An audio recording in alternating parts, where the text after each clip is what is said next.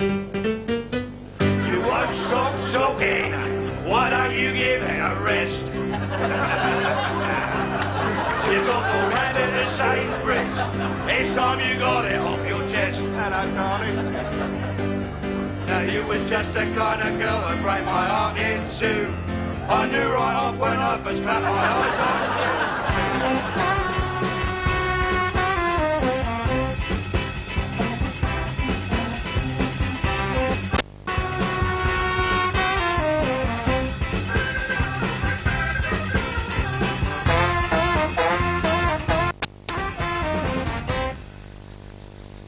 Milky? Milky? Where are you, boy? What's your dog, mate? Yeah, I have. Have you seen him? A wee white dog answers the name of Milky. Yeah, that's him. Ah, it's okay, I've got him. Oh. He was up my street barking away like a right and jumped in my pocket. I can't get him out though, I go and try and get him out, he snaps at me. You'll have to get him. He's in your pocket? Oh, he's in there. He's deep inside, but... You sure? I mean... Aye. You'll have to get him though. All right. Yeah.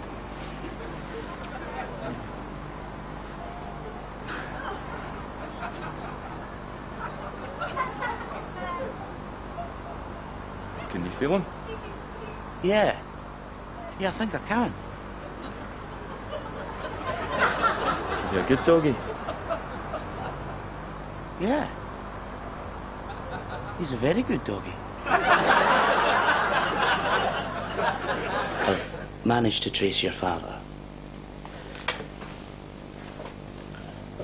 That's the good news.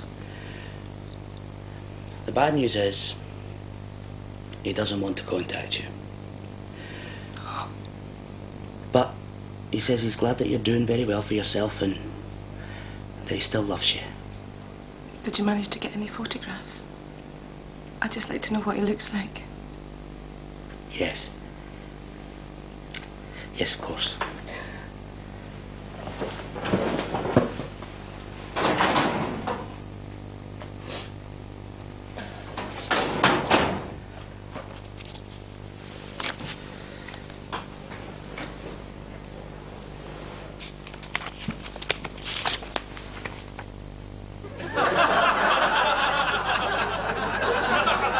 This is you? With a wig on? No. I'll pour you some coffee. It's just you sitting at your desk. Desks, offices, they're all much of a sameness. This is you. Wearing a wig, standing right where you are just now. In here. Look, I'm no psychologist, but it's very easy to see what's happening here. You've been rejected by your father. Now you're turning to the nearest older male and expecting him to assume some kind of paternal role. It happens quite a lot in these circumstances. Psychologists refer to it as transference.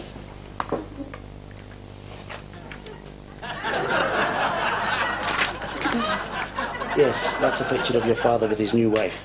They've been married for 3 years. But this is...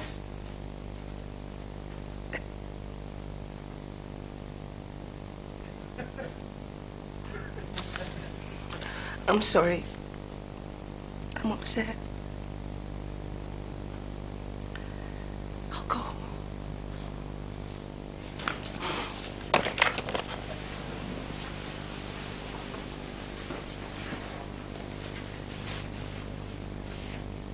Thanks for everything. I'll send you a cheque.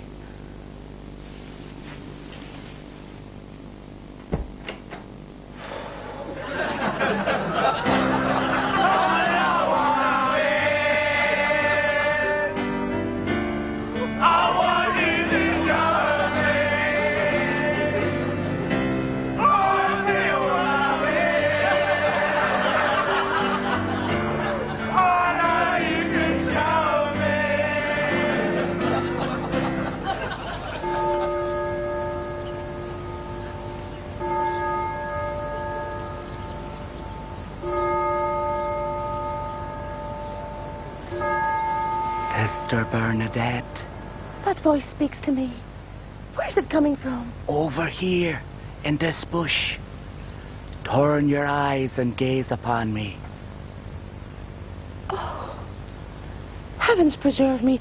It is a vision from above. Are you my God, my Lord? No, I am a burning penis. Are you symbolic of the temptations of the flesh? No, I am just a penis in a bush that happens to be on fire.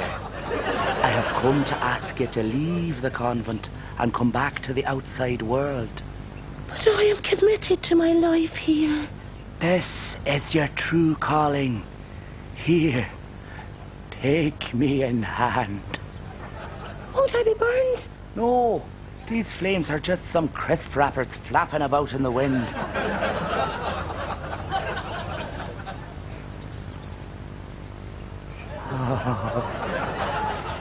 Oh, how does that feel? You're very soft and warm. But you seem to be stiffening. What is the matter? I am dying. You must save me, Sister Bernadette. You must give me mouth-to-eye resuscitation. Then I will. Hallelujah. Father Robertson. I was just examining the religious significance of these leaves when I happened to stumble through the bush. I was just wondering... Scared the penis away. What? Oh, yes. Yes, that is what I have done, yes. The poor thing might die now. Oh, here. Don't cry now, Sister Bernadette. Listen. It just so happens I'm nursing another sick little penis back to full health. It's upstairs in my bedroom.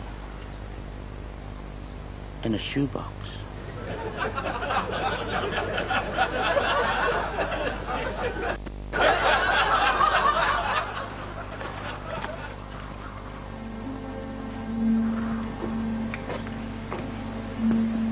Now, tell me, sir, did you see the incident? Yes. It was but one of the many tragic charades that unfold in my vicinity on a daily basis. Can I have your name, please? Cox. Quigley Cox. You'll find it in the book and on the walls of every male lab in Christendom. X with an X? Only if the X gets down on his knees and begs, sweetie. And where were you when the incident occurred? As usual, I was sat in the window, painted up like a Dutch whore. And you saw it all clearly? Yes. I had 20/20 vision, obscured only by the tears of 1,000,000 bitter memories and an 18-gigawatt hangover. So, you'd been drinking the night before? Only Black Death vodka and my own despair. And what did you see? This uncommonly beautiful young Charles Atlas entered. We could have been lovers once. And did you get a look at his face? One never does. Then what?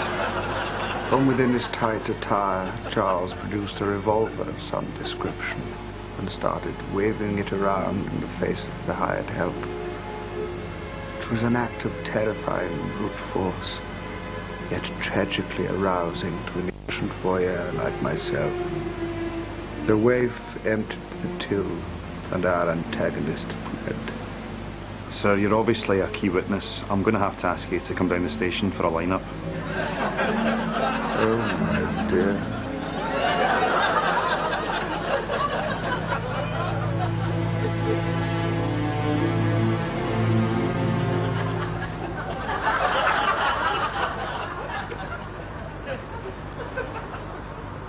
So do you walk him off and...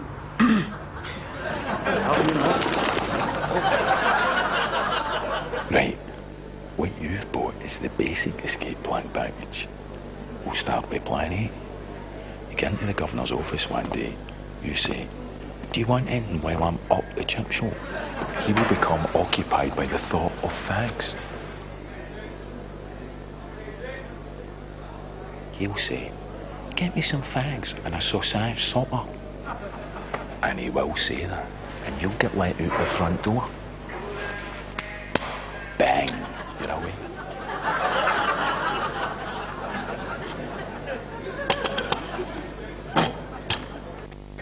Plan B, and this calls for a bit of self-sacrifice. You go to the prison doctor and tell him you feel like a woman trapped inside a man's body. You ask for hormone treatment, right? Then you wait. Wait until the breasts start to grow. Keep waiting, acting and dressing like a woman, mind, until you're about a double D. Then you've got room to conceal a gun between your ample bosoms. You use that gun in your newfound sexual charms. Hold on. These is ridiculous plans. These plans is mad. I'm not paying for shite, is it? Oh! Hear me out. Plan C.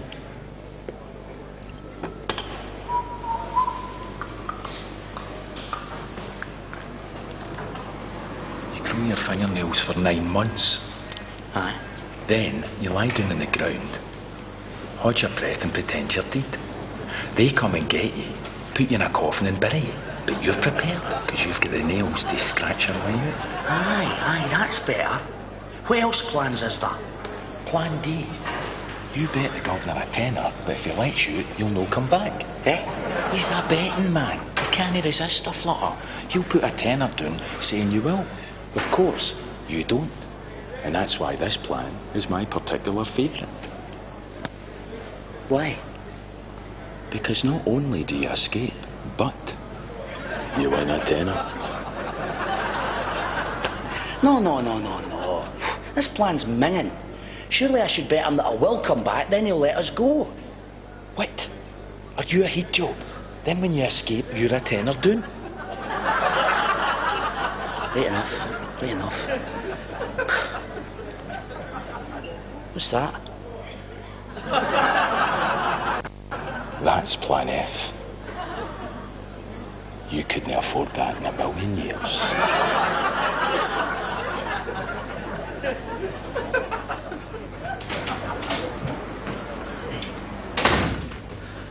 Give me 5 o'clock. Yeah, that's right. Sit down. Cheers.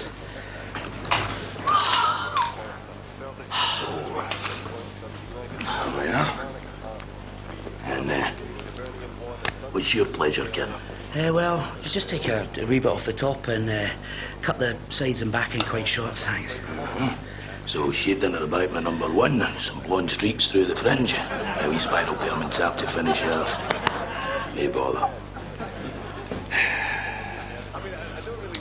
So, any plans for the weekend, kitten? Not really, no. I've got a wee caravan, so I was thinking I might just pop up there at the weekend, you know, look through the window for a couple of days. Oh, yes. The caravans are magic for that kind of thing, eh? Oh, yes. In fact, we used to have one ourselves.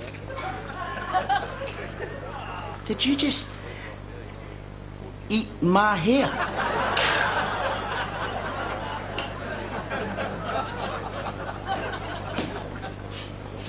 Yes. Oh, I'm catching in my haw and I'm not eating off the floor, you know. It's just that one of the boys didn't turn up the day and, well... After the lunch break for ages. You just can't eat my hair.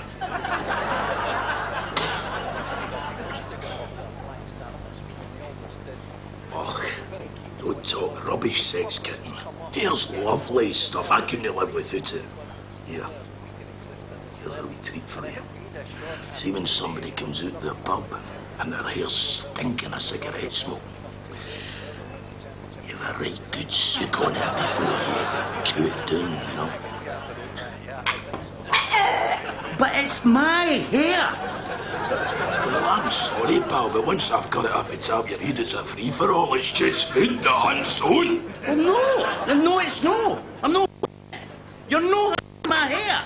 Put my cut hair in a doggy bag. I'm not having somebody eating my hair. Well, if you're going to be like that... Yeah, ridiculous. Nonsense.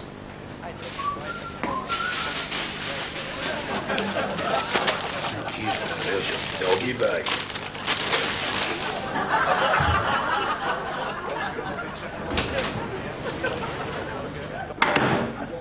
Bob, I was taking in the washing and I found this pair of pants. I don't think they're yours. Let's have a look. And I don't think they're mine either. Yeah, that's what I thought. Maybe they came off the line next door. Shall I pop over?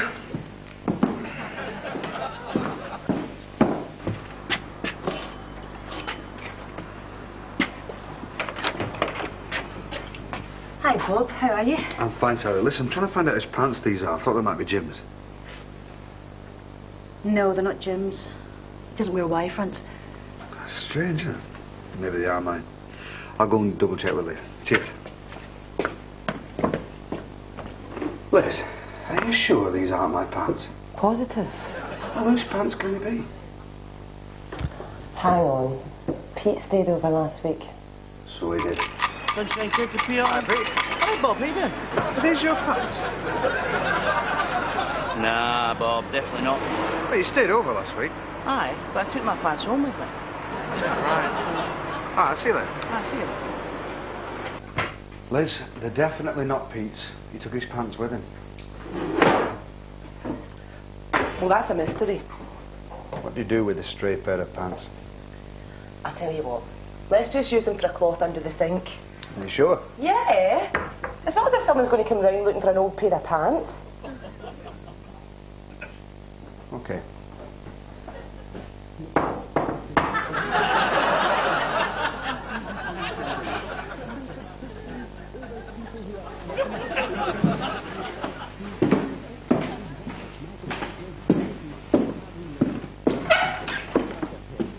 All right, Dave. Hi, Bob. I didn't come across a pair of pants at all. No, Dave, sorry. Strange. I could have sworn I left them here. Come on. Liz, Dave's mislaid a pair of Ys. You haven't seen any, have you? No, I don't think so. Just a minute, Bob. How do you know they were Ys? Well, I just said pants. I never said anything about Ys. Oh, God.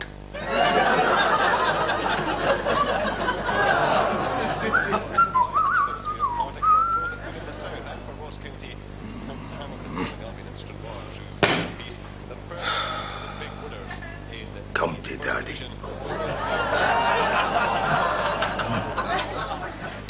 So, Mr. Mulcahy, what kind of female companion are you looking for? I want a fat lover. A big, fat thing. A big, fat woman. You're interested in the bigger lady? No. The fattest lady. I want a big, fat mound of a lady. A big, fat lover. A skipful, 6 arms full. A big, fat woman dripping with fat. Fat. Do you understand me? A big, fat lover. Right. Do you have any preference as to hair colour? Any colour of hair, just so long as there's a big, fat face underneath it. And do you have any hobbies? Fat, loving, fat bungs. Okay. What about theatre or cinema? If her arse fits into a cinema seat, she's obviously no the woman for me now, is she? And would you prefer a smoker or a non-smoker? I prefer the kind of fat lover who smokes 20 pies a day. Look, love, all you need to write down there is that I require a fat lover. Not flabby, not big-boned, fat. A big, fat lover.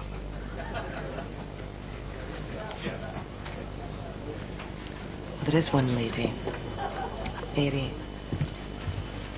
very big lady. Is she a fat lover? Yeah.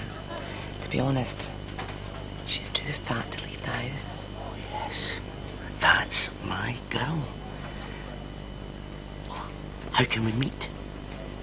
Well, if you really really want a date with this woman, you're going to have to pay for builders to make a hole in the lady's roof, and for the hire of a crane to lift her from the corner of her bedroom. I see. I understand that's a lot to ask for financially. No. It's not that. It's just... Well, she's skinny enough to be lifted by a crane, then... the search goes on. We had that Cilla Black in here last week, didn't we? Oh, what's it all about, Alfred? Oh, surprise, surprise. Anyway, she was lovely, weren't she? Oh, she couldn't have been nicer to us. We even had a little nickname for her, didn't we? Oh, that's right, yeah. She has got... See, when she first come in, she was eating an ice cream. So we called her Vanilla Cilla Black. That's right. And then she dropped it, so we called her Spiller Vanilla Cilla Black. And then she started jumping around and beating her chest like a monkey, so we called her Gorilla Spiller Vanilla Cilla Black. Yeah, but Darren said she looked like a mutant lizard, so we called her Godzilla Gorilla Spiller Vanilla Cilla Black. And then she went for us, didn't she? That's right, yeah, she tried to eat you with a big brown envelope. So we called her Thrilling Manila Godzilla Gorilla Spiller Vanilla Cilla Black. Her eyes were ablaze like some ancient warrior lord, so we called her Attila, Thriller Vanilla, Godzilla, Gorilla, Spiller, Vanilla, Cilla Black. and then she threatened to go down eyes out, so we called her Drillicilla, Attila, Thriller, Godzilla, Gorilla, Spiller, Vanilla Black. Anyway. Oh, we did laugh. Oh, we did laugh. There were no time to do her makeup after that, though. No. She had to go and set him backstage. Yeah. She looked alright, actually, didn't she? Didn't make any difference. It doesn't count. Oh. Who's the next then? Sophie Tucker.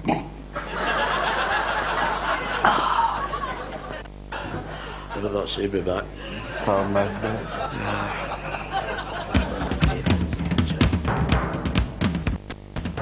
Hello, and welcome to A Scottish Bookcase with me, Baxter McLeish. Tonight we celebrate Glasgow poet Sandy Matheson, fondly remembered for his simple but mystic verse, such as Help, I've stood on Doug's Tolley's, and Hey wee man, gi's a kick of your ball. As every Scots knows, Matheson mysteriously disappeared in the early 70s, never to be seen again. And now, adding fuel to the whole Matheson legend, is a posthumous collection, Damp Squeebs. With me in the studio to read their favourites are novelist William Culloden. Hello. Poet Janet Bracken. Hello. And editor of Manchester Quarterly, Strachan Stones. What? Coming to you first, Janet. The book's a veritable cornucopia of words and sentences, isn't it? How true. And out of that cornucopia, I've chosen I Can't Remember.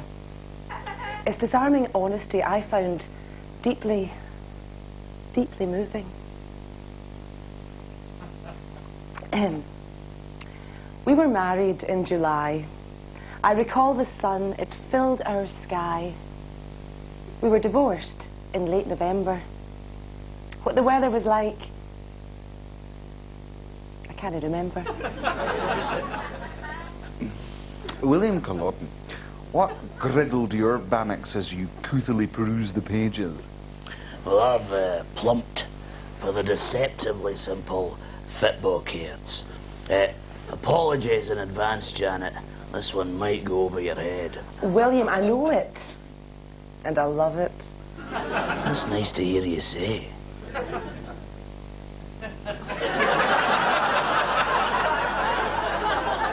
Got. No got. Got. No got. I'll swap you.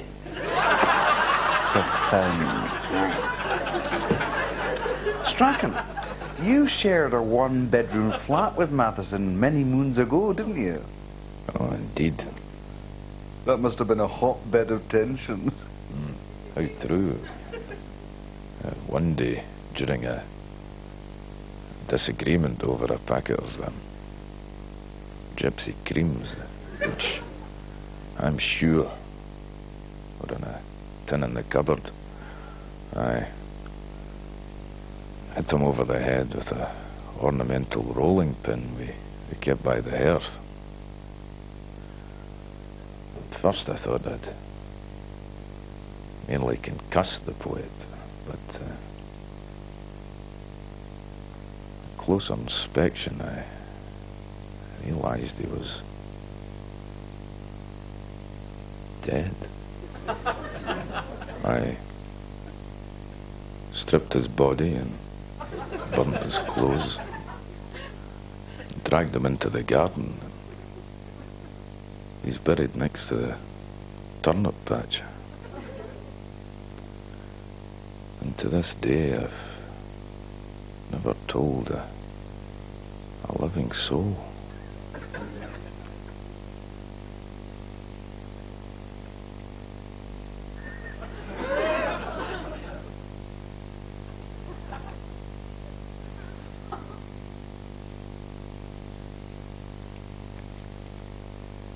Join us next week when we'll be reviewing Rab Bruin's comic evocation of working class life in Leaving Up the Duff.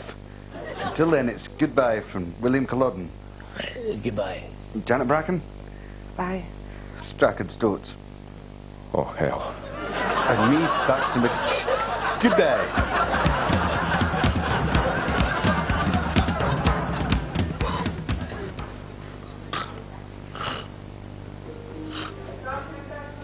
Hmm.